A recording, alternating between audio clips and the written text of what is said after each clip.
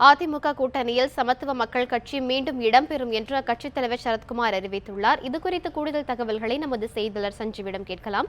சஞ்சீவி, அதிமுக கூட்டணியிலிருந்து வெளியேறியதாக சரத்குமார் தெரிவித்திருந்த நிலையில் தற்போது இந்த திடீர் அறிவிப்பிற்கான காரணம் என்ன? அனிதா, கிட்டத்தட்ட 2 மாதங்களுக்கு முன்பாக சமத்துவ மக்கள் கட்சியை பொறுத்தவரை பார்த்தோம் என்றால் கட்சிக்குள்ளே பலதரப்பட்ட குழப்பம் ஏற்பட்டது. கட்சியில் இருக்கக்கூடிய முக்கியமான சட்டமன்ற உறுப்பினராக இருக்கக்கூடிய எர்ணாவூர் நாராயணன் அந்த கட்சியை விட்டு வெளியேறி தனியாக தனக்கென்ற ஒரு கட்சியை அமைத்துக் கொண்டார். சமத்துவ மக்கள் கழகம் என்ற ஒரு கட்சியை தொடங்கினார். அதற்கு பிறகு மற்ற முக்கியமாக நபர்களாக இருக்கக்கூடிய கரூர் நாகராஜ் உள்ளிட்டோர் அவர்களது குழு சென்று பாஜகவில் இணைந்தது.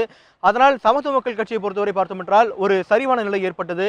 அந்த காரணத்தால் சமத்துவ மக்கள் கட்சி சார்பாக அதற்கு பிறகு பாஜகவுடன் கூட்டணி சேர்வதாக சமத்துவ மக்கள் சரத்குமார் அறிவித்தார். அதற்கு பிறகு பார்த்தோம் என்றால் அனைத்து விஷயங்களும் சரியாக நடந்து கொண்டிருந்தது. இந்நிலையில் எர்ணாவூர் நாராயணனை பொறுத்தவரை, அதாவது அவர் தொடங்கிய கட்சியை பொறுத்தவரை பார்த்தோம் என்றால் அதிமுகவிற்கு ஆதரவு தெரிவித்தது. அதாவது கிட்டத்தட்ட 2 வாரங்களுக்கு முன்பாக 7 கட்சிகள் தமிழக முதலமைச்சர் மற்றும் அதிமுக பொதுச் செயலாளர் ஜெயலலிதா அவர்களை சந்தித்து ஆதரவு தெரிவித்தது. அதில் ஒரு கட்சியாக சமத்துவ மக்கள் கழகம், அதாவது சமத்துவ மக்கள் கட்சியிலிருந்து பிரிந்து சென்று தொடங்கப்பட்ட சமத்துவ மக்கள் கழகம் இந்த அதிமுகவின் கூட்டணியில் இருந்தது. இதற்கு பிறகு வெளியே தற்போது சற்று நேரத்துக்கு முன்பாக சமத்துவ மக்கள் கட்சியின் தலைவர் சரத்குமார் போயஸ் கார்டனில் தமிழக முதலமைச்சர் மற்றும் அதிமுக பொதுச் செயலாளர் ஜெயலலிதா அவர்கள் சந்தித்தார். இந்த சந்திப்பை முடித்துவிட்டு வெளியே செய்தியாளர்களிடம் பேசிய அவர் பலதரப்பட்ட விஷயங்கள் முன்வைத்தார்.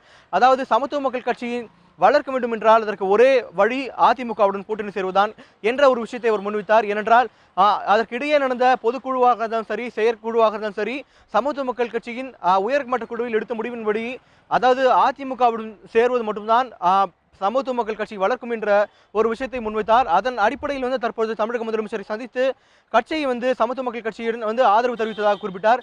அதே போல வரும் சட்டமன்ற தேர்தலுக்கு ஒட்டுமொத்த ஆதரவும் சமத்துவ மக்கள் சார்பாக இருக்கும். அதே போல சமத்துவ மக்கள் கட்சி தமிழகம் முழுவதும் பிரச்சாரம் செய்யும் என்ற ஒரு விஷயத்தை குறிப்பிட்டார்.